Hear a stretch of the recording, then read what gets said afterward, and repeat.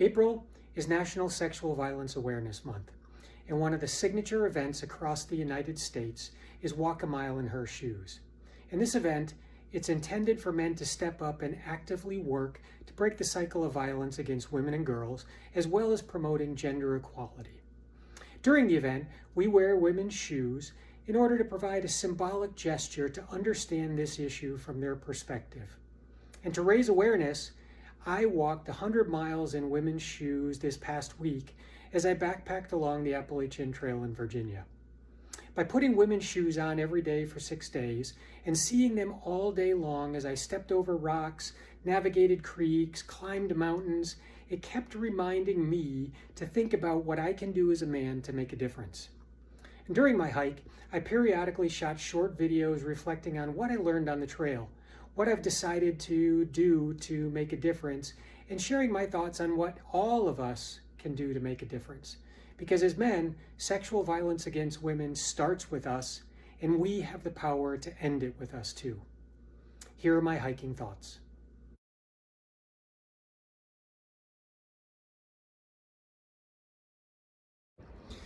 So the Walk a Mile in Her Shoes event is funny because the challenge is to literally us men to walk a mile in women's shoes.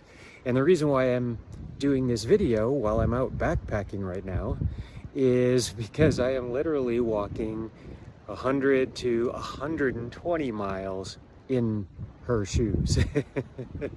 It's not a mistake, and no, they're not high heels, but I am actually using women's hiking shoes for this trip.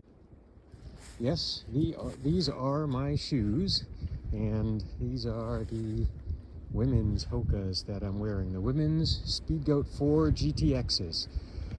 Well, I think this turned out to be something very appropriate to do and to think about what's going on during April, which is Sexual Assault Awareness Month, because through spending some time in hikers' hostels a few nights to get out of the unusually cold weather here, I've learned that there's a really seedy underside to hiking the Appalachian Trail, and I've loved the people that I've met. But there are also a lot of people on the trail who pose to be trail angels, people who help people on the trail, and they're men whose only focus is to be able to get unsuspecting women into compromising positions to sexually assault them.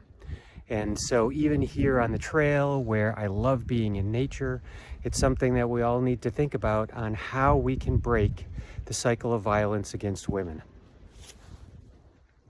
I've spent some time talking to both people who work along the trail and service us hikers, and also women who are hikers in terms of what are the challenges women have on the trail.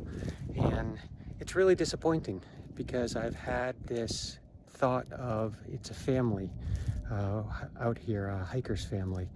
But unfortunately, like we have in society and in business, there are people who are interested in taking advantage of women. I should say men who are interested in taking advantage of women.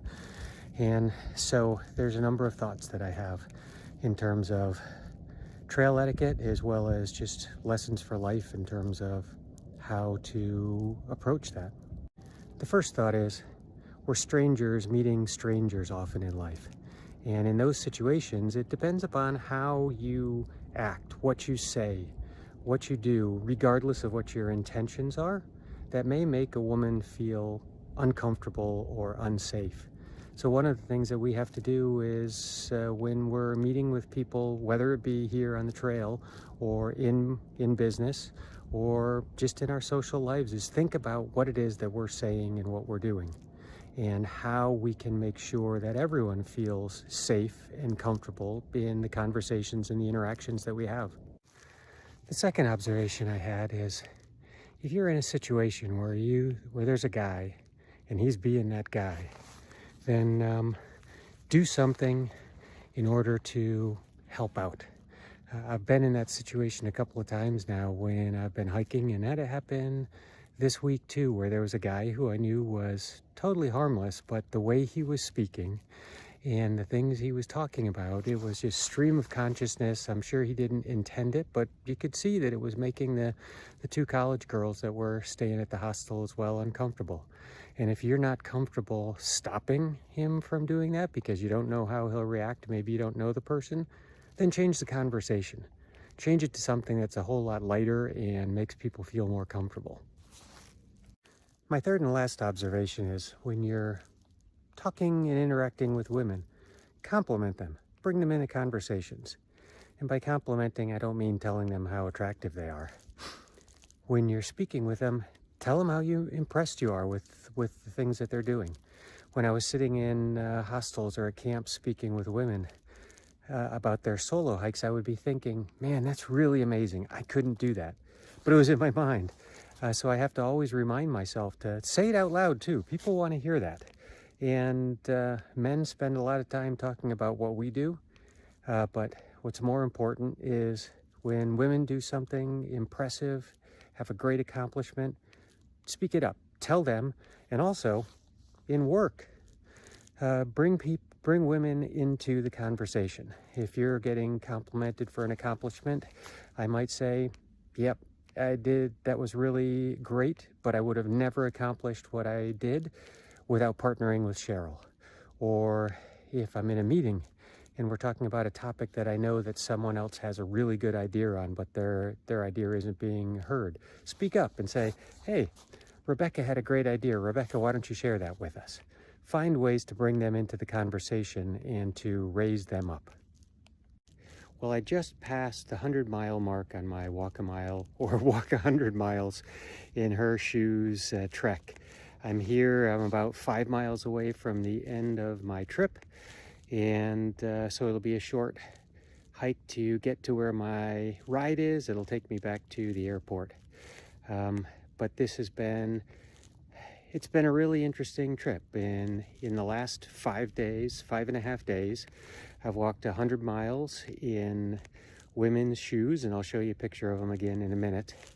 But by doing that, it hasn't been uncomfortable, but it's caused me to think every day about what the meaning is of the event, the Walk a Mile in Her Shoes event, the real event, which is you must walk a mile in a person's shoes in order to truly understand their troubles. And this has been really good for me, and I'm glad to have been able to think about it and contemplate it over the last 5.5 days and 100 miles out here in the gorgeous backcountry of Virginia. This message is for Gary McNamara, who's been the amazing leader of the Center for Family Justice's White Ribbon Committee, and he helped establish the Walk a Mile event 10 years ago. So this year marks our 10-year anniversary of having done it. So he's walked 10 years. I've only got 4 years that I've been doing it. But as I think about it, with this hike and walking 100 miles in women's shoes, the one thing that I've got, Gary, over you is technically, and it's a little bit of a stretch, but technically I've now got 90 years equivalents of walking a mile in her shoes on you after this hike. So thanks again for everything you do, Gary. You are an amazing leader of our White Ribbon Committee. So I'm almost at the end of my hike here. I'm just about to the trailhead. And before I go and sign off, I just want to thank everyone for listening, because by the time this video gets stitched together from 5 days worth of, or 5.5 days worth of hikes, it's going to be a little bit longer than I had planned. So I have two things. First, thank you, and a message to the guys out there who are listening and watching this, or 2 messages.